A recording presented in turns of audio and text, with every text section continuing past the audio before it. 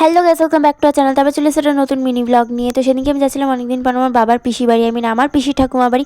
তো প্রথমেই রাধাবল্লভ ঘাট ক্রস করে চলে এলাম রানী রাসমণি ঘাটে, কেননা ওদের বাড়ি হচ্ছে ব্যারাকপুরে। তো এখান দিয়ে আমাদের ইজি হয়। তো তারপরে আমরা যেহেতু বাইক নিয়ে গেছিলাম তো তাড়াতাড়ি পৌঁছে যাই বাড়িতে। তো ওখানে গিয়ে প্রথমেই একটুখানি ঠাকুমার ঘরে চলে যায়। ঠিক এইভাবে আমার ভাই আমাকে ওখানে যাওয়ার পর জ্বালাতন করছিল।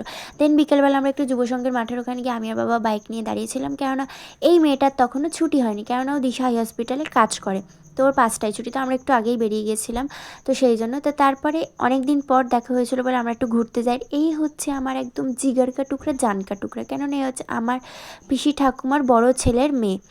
আর এর বাবা, আমার বাবা হচ্ছে একদম জিগার কা টুকরা, আর এ আর আমিও সেম। তো একটুখানি ঘুরতে গেলাম, মোড়ে গেলাম ভণ্ডামি করতে, তারপরে বেরিয়ে ফুচকা খেলাম, দেন একটুখানি সাজগোজের জিনিসের দোকানে গেলাম, একটু কিছু কেনাকাটা করলাম, দেন ছাদে চলে এলাম, এসে একটুখানি বাজি ফাটাতে গেলাম, সেখানে গিয়ে একটা কাণ্ড ঘটিয়ে বসলাম। দেন আমরা ছাদে গান শুনছিলাম আর একটু রিলস করবো ভাবলাম পরদিনকে, যেটা আমাদের হয়নি।